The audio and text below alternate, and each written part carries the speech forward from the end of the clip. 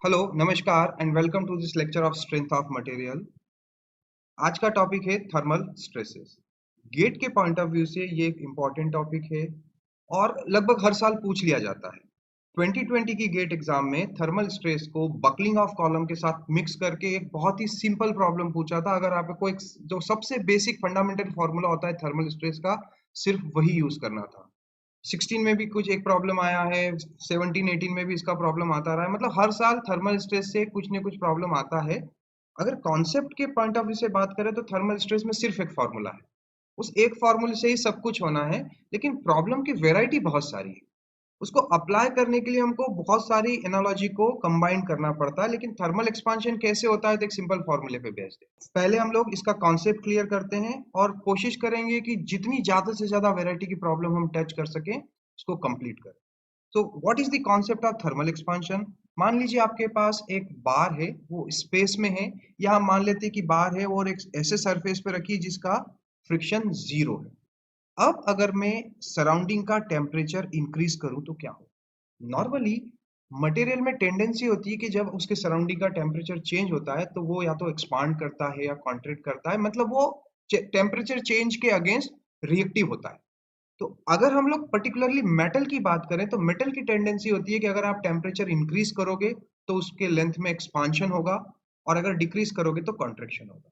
तो सपोज करो कि ये एक बार मेटल की है और मैंने इसका टेम्परेचर डेल्टी डिग्री सेल्सियस से इंक्रीज किया। ये जो भी मटेरियल है ये सारी डायरेक्शन में एक्सपांड होना चाहेगा। तो आइडियली तो क्या होगा, 3 डायमेंशंस में इसका लेंथ चेंज करना चाहेगा और ये साइज में बड़ा होना चाहेगा। बट इस चैप्टर में हम लोग प्राइमरली 1 डायमेंशनल थर्मल एक्सपांशन की बात कर रहे हैं and we are only interested in this length direction. तो हम इग्नोर कर रहे हैं कि लेटरल डायरेक्शन में कोई चेंज इन लेंथ होगा, या होगा भी तो नेग्लिजिबल होगा comparative to this change in length. तो अगर मैंने टेम्परेचर को डेल्टी से बढ़ाया तो इसमें जो चेंज इन लेंथ होगा वो दोनों तरफ होगा, क्योंकि ये दोनों तरफ से एक्सपांड करने के लिए फ्री है। और जो टोटल चेंज इन लेंथ होगा, अगर मैं उसको डेल एल लिखता हूँ, that is summation of del L one plus del L two. तो ये डेल एल जो होता है ये प्रोपोर्शनल होता है एक तो मटेरियल की लेंथ के, और दूसरा होता है चेंज इन टेम्परेचर के। अब ये कहां से पता चला? तो ये अगर हम एक्सपेरिमेंट करते हैं तो हमने देखा कि लंबे मेंबर को अगर इनका टेम्परेचर बढ़ाते हैं तो लेंथ ज्यादा बढ़ती है, छोटे मेंबर की कम। सिमिलरली अगर टेम्परेचर की लिमिट ज्यादा कर देते हैं तो चेंज इन लेंथ ज्यादा होता है। तो बेस्ड ऑन अवर ऑब्जर्वेशन हमें पता लगा कि ये जो चेंज इन लेंथ होता है ये प्रोपोर्शनल है लेंथ के और चेंज इन टेम्परेचर के।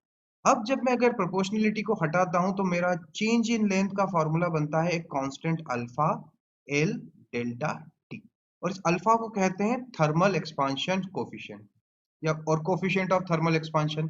And this is a material property. अलग अलग मेटल के लिए इसकी वैल्यू अलग अलग होती है। अगर मैं एक लिस्ट देखूं तो here are some metals. Steel का it is around 10 to 12, aluminium 23, copper 17, gold 14 into 10⁻⁻⁶। और इसकी यूनिट क्या है? पर डिग्री सेल्सियस और पर डिग्री केल्विन। लेकिन अगर मैं ये CFRP देखूं, CFRP एक पॉलीमर है, इसका नाम है कार्बन फाइबर रीइंफोर्स्ड पॉलीमर। इसका थर्मल एक्सपांशन कोफिशिएंट नेगेटिव लिखा है। इसका मतलब क्या है कि अगर मैं टेम्परेचर बढ़ाऊंगा तो इस मटेरियल का लेंथ कम होगा, और टेम्परेचर कम करने पर इसकी लेंथ ज्यादा होगी। बट ऐसे मटेरियल बहुत रेयर होते हैं। नॉर्मली मेटल की टेंडेंसी होती है a positive thermal expansion coefficient which will have increase in length when I increase the temperature. So ये तो हुआ बेसिक कॉन्सेप्ट कि थर्मल एक्सपांशन क्या होता है। Suppose I want to convert this formula so to see the strain. So मैं L को इस del L के नीचे ले आऊं तो मेरा फॉर्मूला बन जाएगा del L by L is equal to alpha delta T। और ये क्या है आपका? ये आपका स्ट्रेन है जो टेम्परेचर चेंज की वजह से जनरेट हुआ है। तो let's call it thermal strain. लेकिन अगर मैं इस पूरे सिस्टम में ये चेक करूं कि कहीं लोड जनरेट हुआ, कहीं फोर्स जनरेट हुए when I have change the temperature, तो मुझे कोई लोडिंग नहीं मिलने वाली, क्योंकि ये एक बार थी, स्पेस में फ्री थी, टेम्परेचर बढ़ाया तो एक्सपांड कर गई। कहीं कोई रिस्ट्रिक्शन नहीं है तो कोई लोडिंग भी नहीं हुआ। तो इस केस में when we have free expansion, आपका स्ट्रेस जीरो होता है, सिर्फ सिस्टम में स्ट्रेन एग्जिस्ट करती है। तो फिर स्ट्रेस कब होता है उसको समझने के लिए लेट्स सी दिस केसेस। अगर आप लेंथ के डिफॉर्मेशन पे कोई कंस्ट्रेंट लगाते हो, कोई रिस्ट्रिक्शन लगा देते हो, then only system will have thermal stresses. For example ये पहली बार में हमने एक तरफ वॉल बना दी, पर दूसरी तरफ तो फिर भी फ्री है ये। अगर मैं इसका टेम्परेचर डेल टी से इंक्रीज करूंगा तो इसमें भी फ्री एक्सपांशन ही होगा, इसमें कोई स्ट्रेस जनरेट नहीं होंगे। लेकिन अगर हम लोग लास्ट केस देखें तो एक्सपांशन दोनों तरफ हो रहा था। अब इस केस में जो भी एक्सपांशन होगा वो फ्री एंड की तरफ होगा। तो अगर ये change in length del L है तो ये इसका फॉर्मूला भी एल अल्फा डेल टी ही रहेगा, ये हाफ नहीं होगा, प्लीज रिमेंबर। और ये फ्री एक्सपांशन है तो इस केस में भी क्या हुआ, आपका स्ट्रेन तो एग्जिस्ट करेगा लेकिन स्ट्रेस जीरो होगा। सेकेंड केस में हमने क्या किया, हमने यहाँ पर एक वॉल लगा दी, मतलब अब ये जो बार है ये दोनों तरफ से कंस्ट्रेंट है, ये दोनों तरफ फेल नहीं सकती। अगर मैं इसका टेम्परेचर इंक्रीज करता हूं तो there is no scope of expansion, so here we will find some stress, लेकिन स्ट्रेन जो रहेगी वो जीरो रहेगी। तो we call is fully constraint case. पहला था आपका फ्री एक्सपांशन और नो कंस्ट्रेंट, सेकंड हो गया आपका फुल्ली कंस्ट्रेंट। क्या डिफरेंस है, यहाँ स्ट्रेन एग्जिस्ट कर रहा है तो स्ट्रेस जीरो है, यहाँ स्ट्रेस एग्जिस्ट करेगा और स्ट्रेन जीरो। एक केस होता है दोनों के बीच का जब हम कुछ गैप के साथ डील कर रहे हैं सिस्टम को, we call it a partially constraint system. अब यहाँ क्या होगा, इतना लेंथ तो फ्रीली एक्सपांड कर जाएगा लेकिन उसके बाद कंस्ट्रेंट है। So in this case both strain and stress will exist, दोनों एग्जिस्ट करेंगे इसमें। सिमिलरली ये दो प्रॉब्लम है, मान लीजिए बार के आगे आपने एक स्प्रिंग कनेक्ट कर दिया और अब आप इसका टेम्परेचर इंक्रीज कर रहे हो, तो क्या होगा, बार फ्रीली एक्सपांड करना चाहेगी, स्प्रिंग कुछ फोर्स लगाएगी, एक कॉम्प्रोमाइज कंडीशन आएगी और इसी केस में भी स्ट्रेस और स्ट्रेन दोनों एग्जिस्ट करेंगे। लास्ट केस है कि मैंने बार को एक ऐसे सरफेस पे रखा है जिसमें फ्रिक्शन है and let's coefficient of friction is 0.2। अब क्या होगा, अगर मैं अब टेम्परेचर इंक्रीज करता हूं तो ये फ्री एक्सपांशन है या कंस्ट्रेंट एक्सपांशन है, ये भी एक कंस्ट्रेंट एक्सपांशन है, because friction will try to oppose the change in length. Small ही सही लेकिन डेफिनेटली कुछ स्ट्रेस इसमें जनरेट होंगे। तो जो कंक्लूजन यहाँ से निकालना है वो ये है कि जब भी हमारे पास कोई कंस्ट्रेंट होता है, चाहे वो फुल्ली कंस्ट्रेंट हो चाहे वो पार्शियली कंस्ट्रेंट हो, सिस्टम में स्ट्रेस और स्ट्रेन दोनों एग्जिस्ट करते हैं। सिर्फ फुल्ली कंस्ट्रेंट में स्ट्रेन जीरो होगा और फ्री एक्सपांशन में स्ट्रेस जीरो होगा।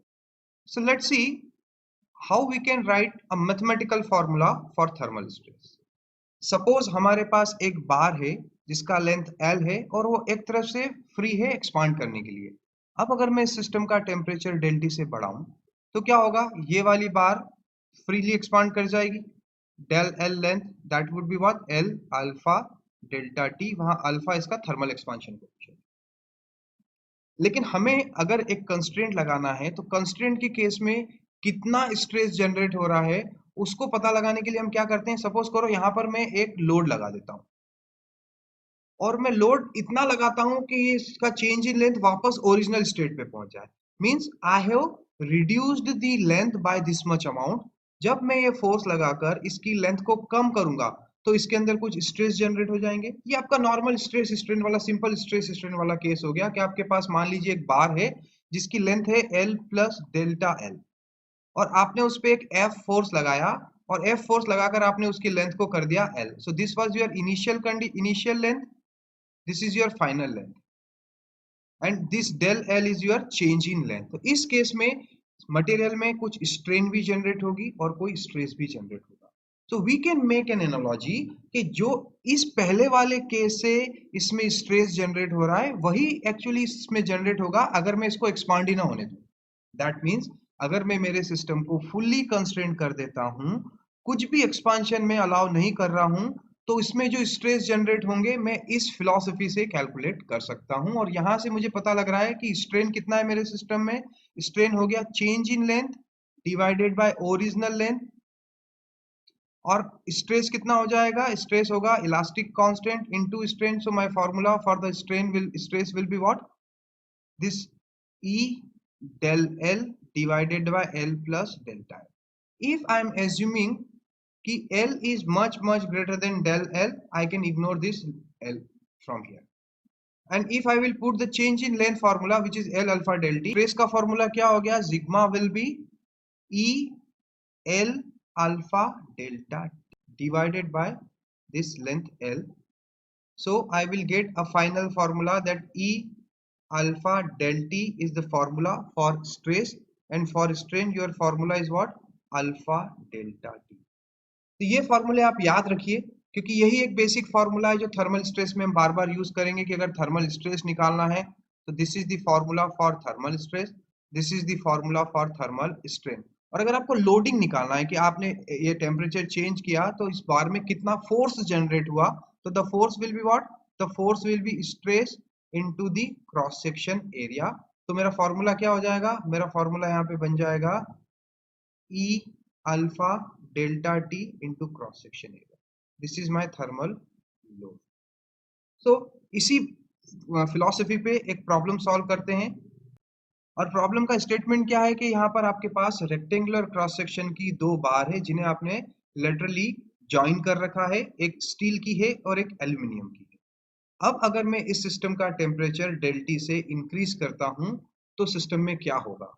And there is an constraint कि ये जो सरफेस है, ये जो साइड वाला सरफेस है, ये before and after change in temperature deform नहीं हो सकता। मतलब इसे हमेशा वर्टिकल ही रहना है, ये दोनों लाइन हमेशा ऐसी ही रहेंगी। ऐसा नहीं हो सकता कि ये आगे निकल जाए और ये पीछे रह जाए। ये मेरे क्वेश्चन का कंस्ट्रेंट है जो गिवन है। तो अब इस केस में क्या होगा?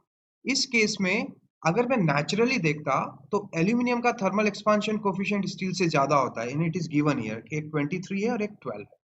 तो नेचुरली एल्यूमिनियम चाहता कि उसकी लेंथ अगर इतनी होती तो स्टील की एक्सपांशन नेचुरली इतना ही होता, लेकिन कंस्ट्रेंट है कि इस सरफेस को फ्लैट ही रहना है।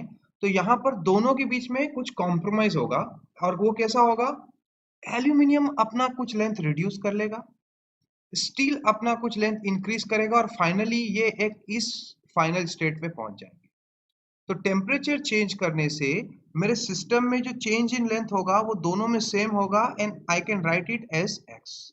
बट अगर मैं इसको क्रॉस चेक करूं तो थर्मल एक्सपांशन की वजह से तो सिर्फ इतना एक्सपांशन हुआ था स्टील में। तो स्टील के लिए ये जो लेंथ है this is your L alpha del T, और एल्यूमिनियम के लिए ये वाली लेंथ जो है ये L alpha aluminium delta T है। बाद में क्या हुआ, एक बार इन्होंने एक्सपांड करना चाहा, लेकिन because of this joint some force will be generate in this system, और वो इनको एडिशनल लेंथ चेंज करने के लिए प्रेशराइज कर रहे हैं। तो पहली जो चीज यहाँ पे कंफर्म करना है वो ये है कि steel is applying certain force on the aluminium, and equal and opposite is applied by the aluminium on the steel. तो दोनों क्या कर रहे हैं? इक्वल और अपोजिट फोर्स लगा रहे हैं एक दूसरे पे। दैट मीन्स अगर मैं एल्यूमिनियम के फोर्स को P से डिनोट कर रहा हूँ, P aluminium, so P steel, दोनों एक दूसरे के इक्वल होंगे, and this is your one conclusion, this is your equation. अब अगर मैं इस x को डिफाइन करना चाहूँ तो x क्या होगा? स्टील के केस में पहला तो था कुछ natural extension because of the thermal change, plus कुछ एडिशनल एक्सटेंशन, और ये प्लस एडिशनल एक्सटेंशन किसकी वजह से हो रहा है? इस लोड की वजह से। तो यहाँ मैं लिख सकता हूँ कि P in steel length divided bye A E of steel. अगर मैं एल्यूमिनियम के लिए इसको डिफाइन करता हूं तो एल्यूमिनियम के केस में हो जाएगा L alpha aluminium delta T minus this contraction, and ये भी किसकी वजह से हो रहा है? ये इसी लोड की वजह से हो रहा है। तो I will write minus P aluminium L A E of aluminium. तो this is your second important formula for this problem, और आई विल रिक्वेस्ट कि आप ये ना याद रखो तो ही बेहतर है, आपका टाइम सेव होगा। अगर आप इसको एग्जाम में डिराइव करने लगे तब तो आप लोग 2-3 क्वेश्चन का टाइम खा जाओ। So please try to remember this formula. और अब निकालना क्या है एक्चुअली यहाँ?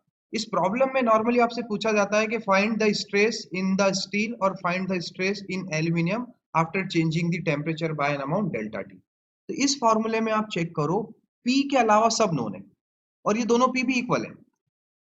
लेंथ गिवन है, क्रॉस सेक्शन एरिया गिवन है, elastic constant, thermal expansion coefficient, everything is there. So using this second equation I can calculate the loading in the system. और फिर अगर मुझे स्ट्रेस कैलकुलेट करना है तो स्ट्रेस क्या हो जाएगा? P by the cross section area. This is my stress, so I can calculate the stresses in the steel. Steel के लिए हो जाएगा P by A of steel, और एल्यूमिनियम के लिए हो जाएगा P by A of aluminium. Please remember here, दोनों में P सेम होगा, लेकिन स्ट्रेस सेम नहीं होगा, क्योंकि स्ट्रेस जो है वो क्रॉस सेक्शन पे डिपेंडेंट है। अगर दोनों का क्रॉस सेक्शन सेम है तब तो स्ट्रेस भी सेम जनरेट होगा, बट दोनों स्ट्रेस में प्लीज रिमेंबर दोनों स्ट्रेस का नेचर अपोजिट होगा। अगर हम इस प्रॉब्लम को यहाँ केयरफुली देखें तो जो स्टील था, स्टील के अंदर कुछ एडिशनल एक्सटेंशन हुआ है, मतलब इस लोड ने स्टील की लेंथ को बढ़ाया है, तो the nature of stress will be of tensile. Aluminium में ये जो लोडिंग था, इस लोडिंग ने उसका कुछ लेंथ कम किया है, कॉन्ट्रैक्शन किया है, मतलब कॉम्प्रेशन है। तो एल्यूमिनियम में जो स्ट्रेस जनरेट हो रहे हैं या जो फोर्स जनरेट हो रहे हैं उसका नेचर कॉम्प्रेसिव हो गया। So how many conclusions from this problem?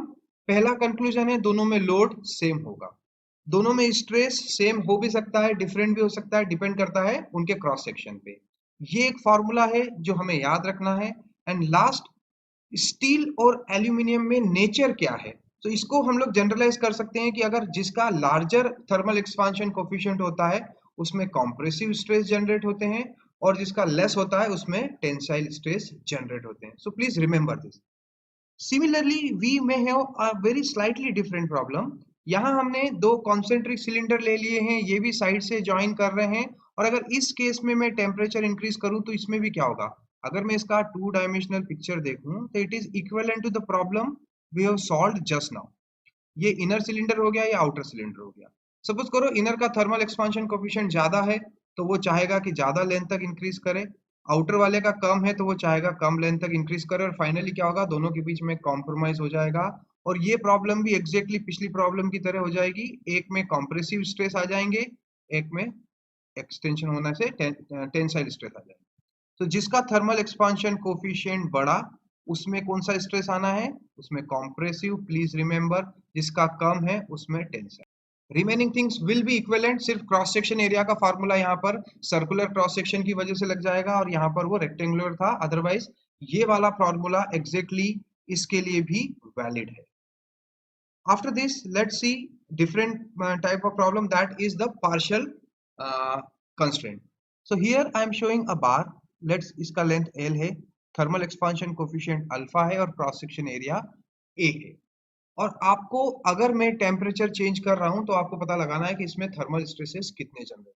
So this is my problem, that increase the temperature by an amount del T degree Celsius and find thermal stress. यहाँ दो case हो सकते हैं। हमें सबसे पहले तो चेक करना होगा कि अगर मैं टेम्परेचर को डेल्टी से चेंज कर रहा हूं तो चेंज इन लेंथ कितना है। So L alpha delta T करूंगा। Now if the delta L is less than this gap, ये डेल जो है ये गैप है आपका, अगर चेंज इन लेंथ इससे ही कम है तो क्या होगा? ये यहां तक पहुंचेगी नहीं, और अगर ऐसा नहीं हुआ तो इसमें सिर्फ स्ट्रेन रहेगी, स्ट्रेस जीरो रहेगा। तो this is my case one. On the other hand, अगर डेल्टा एल इस गैप से ज्यादा है, अब इस केस में हमें जस्ट विजुलाइज कि ये बार मान लो इतना एक्सटेंड करना चाहती, लेकिन हमने सिर्फ इसको इतना फ्री एक्सपांशन दिया और बाकी जो लेंथ थी उसको मैंने कंस्ट्रेंट कर दिया। So because of this constraint इसमें अब कुछ थर्मल स्ट्रेस भी जनरेट होंगे और फ्री एक्सपांशन की वजह से इसमें स्ट्रेन भी नजर आएगी। तो स्ट्रेन तो कितनी हो गई? तो स्ट्रेन को तो लिखने के लिए सीधा सा हो गया कि मुझे पता है कि अगर मैं सेकंड केस डील कर रहा हूं so strain will be the change in length divided by the original length, मतलब कि जो गैप की साइज थी डिवाइडेड बाय लेंथ करने से स्ट्रेन निकल जाएगा। बट स्ट्रेस के लिए फिर से वही फिलॉसफी लगाती है कि अगर मान लो मैं यहाँ पर एक फोर्स एफ लगाता और इसको कंप्रेस कर देता इस वॉल तक, तो ये जो पोर्शन मेरा था इसकी वजह से सिस्टम में एक स्ट्रेन जनरेट होता। तो let's write the formula for the strain. The change in length, how much I am compressing? I am compressing L alpha delta T minus the gap. This is the actually compression in the bar because of the presence of this wall.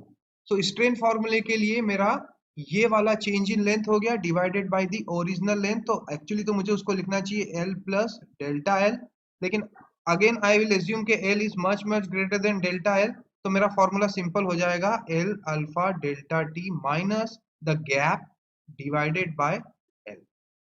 As this is strain, stress is simply multiplication of E, तो मेरा thermal stress बन गया E and this L alpha delta T minus delta divided by L. So इस problem के लिए आपको ये formula याद रखना चाहिए ताकि you can save some time. So whenever you will find a gap, you have to apply the same philosophy. और सेम प्रॉब्लम 2016 की गेट में एग्जाम में आया है. सो this is the statement of your problem.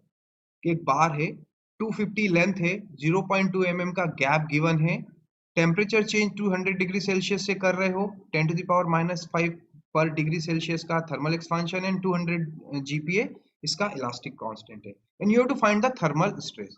So simply I have to apply this formula which is for the thermal stresses. और कितना है formula? So the formula says that the E by L alpha delta T minus gap. ये सारी value अगर आप इसमें put करोगे तो आपको you will calculate that the sigma T is coming out 240 megapascal. So see how simple to find the solution of this problem. So let's see the last problem of today's session.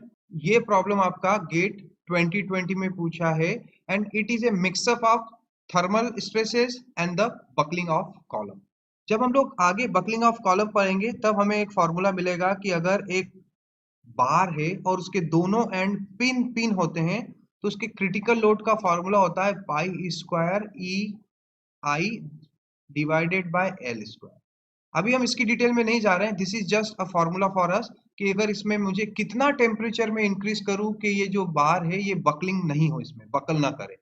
तो सबसे पहले मुझे इसका thermal load calculate करना है, और वो thermal load जब इसके बराबर हो जाएगा, इस वैल्यू के बराबर, तो सिस्टम जो है उसमें बकलिंग हो जाएगी. So here when I will increase the temperature by del T amount, इसमें कुछ एक्सपांशन होगा, लेकिन ये फुल्ली कंस्ट्रेंट प्रॉब्लम है. तो मुझे पता है कि फुल्ली कंस्ट्रेंट प्रॉब्लम के केस में आपका जो थर्मल लोडिंग होता है वो होता है स्ट्रेस इनटू एरिया. और स्ट्रेस कितना होता है आपका? तो स्ट्रेस होता है E alpha delta T into cross section. इस फॉर्मूले में आप जब E की वैल्यू अल्फा डेल्टा T और A पुट करोगे तो आपको थर्मल लोड मिल जाएगा, and this load is equal to pi square E I by. हमारी नेक्स्ट क्लास में हम थर्मल स्ट्रेस के कुछ और इंपॉर्टेंट प्रॉब्लम सॉल्व करेंगे, and here I am showing the glimpse of those problems. These three problems, अगर एक बार के आगे हमने एक स्प्रिंग लगा दिया, दो बार है उसके बीच में अगर गैप है, आपका टेपर्ड बार है, तो उसको कैसे सॉल्व करना है.